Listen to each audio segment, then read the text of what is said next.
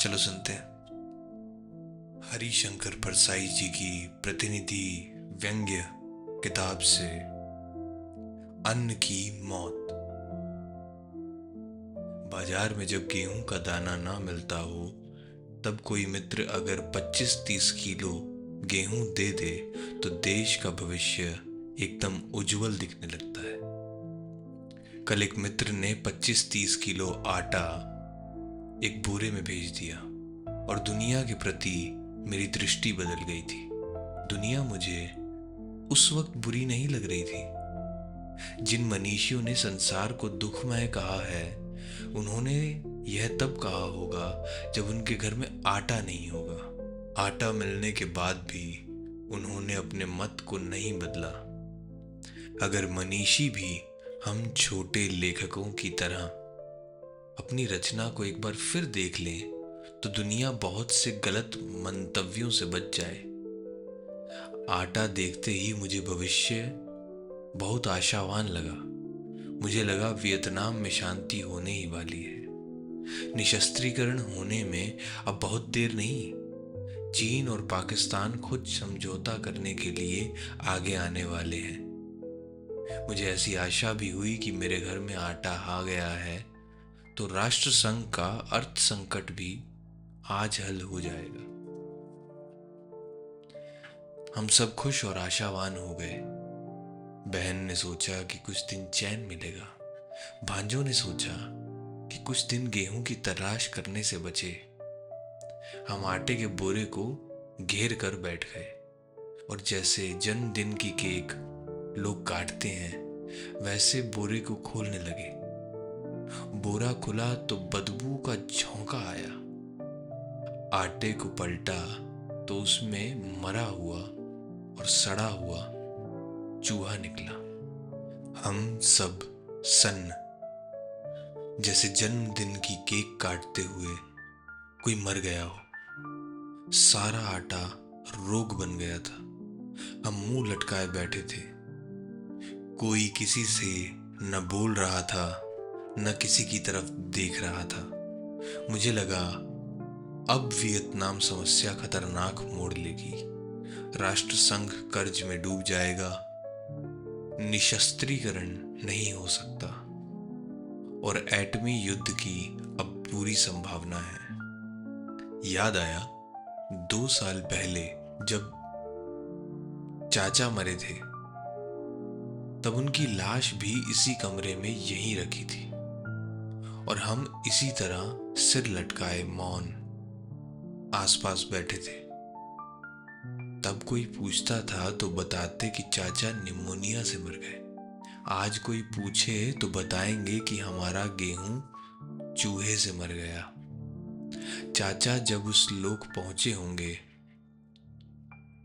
तो वहां वालों ने पूछा होगा, कहिए पंडित श्यामलाल परसाई, कितने किलो पर चले आए? चाचा ने कहा होगा, भैया हम तो रुपए के 2.5 किलो पर ही चले आए। पता नहीं आगे क्या हो, जीने वाले भुगते। पिताजी जो रुपए के 20 सेर पर ही चले गए थे। जब सुना होगा तो परेशान हुए होंगे कि बच्चे बड़ी मुसीबत में हैं। मैं चूहे को देख रहा था और आटे को। चूहों ने सड़कर हर जीवनदायिनी चीज को प्राणघातक बना दिया है। चूहों ने मेरे ही नहीं, सारे देश के गेहूं को मार डाला है। ये चूहे खाद्य व्यवस्था के बोरे में घुसकर वहीं मोटे होकर मर गए और सड़कर सारी व्यवस्था को नष्ट कर दिया। अन्न सब दफना दिया गया। हमें सिर्फ सड़ांध का अनुभव होता है। मुझे लगता है सभ्यता के बोरे में ये चूहे घुसकर सड़ गए हैं। मैं कहता हूं, तुम अगर उसे आस पास से कुतरो तो एक हद तक बर्दाश्त किया जा सकता है, मगर कमबख्तों उसमें घुसकर सड़ते क्यों हो? खुद तो मरते ही हो, हमारे लिए बदबू और रोग फैलाते हो। हम हर बोरे को खोलकर देखते हैं कि तुम मर कर सड़ रहे हो। क्या तुम हमें इस निष्कर्ष तक पहुंचाना चाहते हो कि हम इस समूची व्यवस्था को दफन कर दें? सरकार कहती है कि हमने चूहे पकड़ने के लिए चूहेदानियां रखी हैं। एक आध चूहेदानी की हमने भी जांच की है। उसमें घुसने के छेद से बड़ा छेद पीछे से निकलने के लिए है। चूहा इधर से फंसता है और उधर से निकल जाता है। पिंजरे बनाने वाले और चूहे पकड़ने वाले चूहों से मिले हैं। वे इधर हमें पिंजरा दिखाते हैं और चूहों को छेद दिखाते हैं। हमारे माथे पर सिर्फ चूहेदानी का खर्च चढ़ रहा है। इस व्यापक षड्यंत्र से घबराकर सोचा था कि हर साल घर का गेहूं खाएंगे। जो अमेरिका और कनाडा को अपना घर मानते हैं वे अपने घर का खाएं। कोई अनाथालय को अपना घर माने तो मैं क्या करूं? मेरे भाई की थोड़ी सी जमीन है। उसने मुझसे कहा था कि अपना 2 बोरा गेहूं इटारसी में रखा है। उसे रेलगाड़ी से जबलपुर भेज देंगे, पर वह आया नहीं। मालूम हुआ कि जिलेबंदी हो गई है। परमिट लेना होगा। साधारण तरीके से परमिट लेना खेती करने से ज्यादा मेहनत लेता है। असाधारण तरीकों से जल्दी मिलता है। इन्हें सब जानते हैं। सोचा जितनी मेहनत परमिट लेने में लगाएंगे उतनी मेहनत से तो घर के सामने के मैदान में फसल खड़ी कर लेंगे।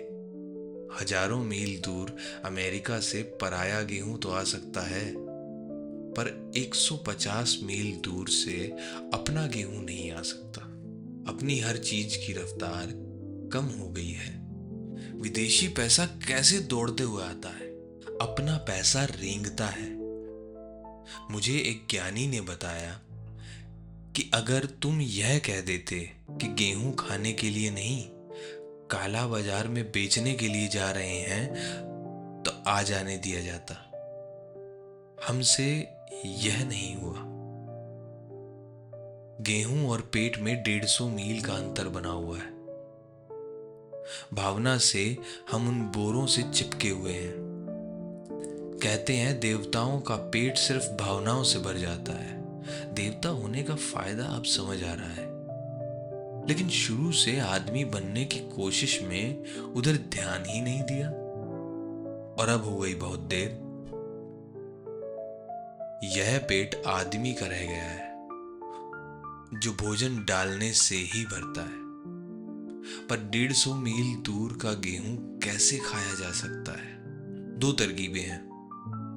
एक तो यह कि हम सब इटारसी जाएं, जब तक 2 बोरे पूरे उन्हें खाकर वापस लौट आए, या फिर इस हफ्ते इटारसी जाएं और हफ्ते भर के लिए गेहूं खाकर लौट आए। इसमें एक डर है, हम गेहूं खाकर गाड़ी पर चढ़ने स्टेशन आए, तभी कोई अधिकारी हमारा पेट टटोल कर कहे तुम नहीं जा सकते। भरे पेट पर जिलाबंदी हो गई है। तब तो हमें पेट खाली होने तक वहीं रुकना पड़ेगा। नहीं, दोनों तरीके अपने काम के नहीं है। अपनी चिंता से बचने के लिए मैं अखबार उठाकर देखता हूं कि दूसरी जगह क्या हाल है। सब कहीं यही हाल है। मुझे सहसा राष्ट्र की एकता का बोध होता है। हे भारत भाग्य विधाता, पंजाब सिंध गुजरात मराठा द्राविड़ उत्कल बंग, सब जगह अन्न को मारकर दफना दिया गया। कोटि कोटि नर नारी अन्न संकट के सूत्र में बंधकर एक हो गए हैं। भुखमरी और भ्रष्टाचारी हमारी राष्ट्रीय एकता के सबसे ताकतवर तत्व बन गए हैं। धर्म, संस्कृति और दर्शन कमजोर पड़ गए हैं। कैसी अद्भुत एकता है। पंजाब का गेहूं गुजरात के काला बाजार में बिकता है और मध्य प्रदेश का चावल कलकत्ता के मुनाफाखोर के गोदाम में भरा है। देश एक है। कानपुर का ठग मदुरई में ठगी करता है, हिंदी भाषी जेब कतरा तमिल भाषी की जेब काटता है, और रामेश्वरम का भक्त बद्रीनाथ का सोना चुराने चल पड़ा है। सब सीमाएं टूट गई हैं।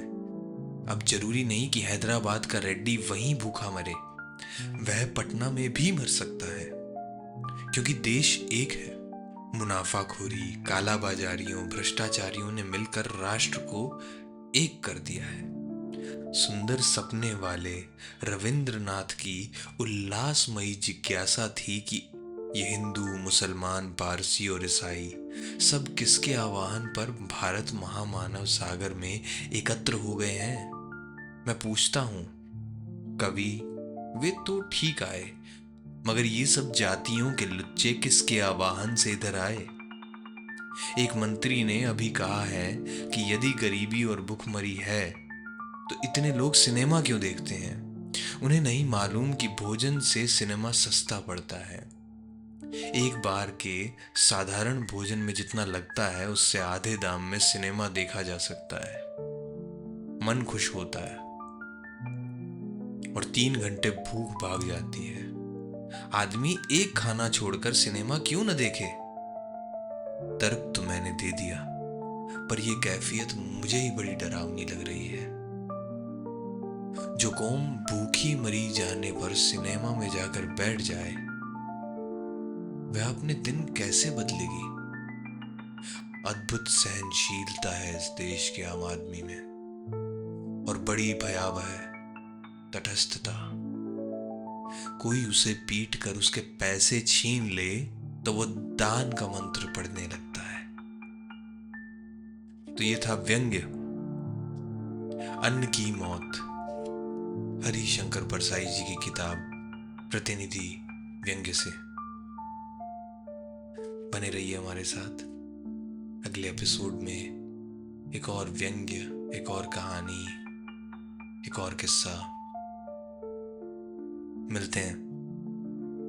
चलो सुनते हैं।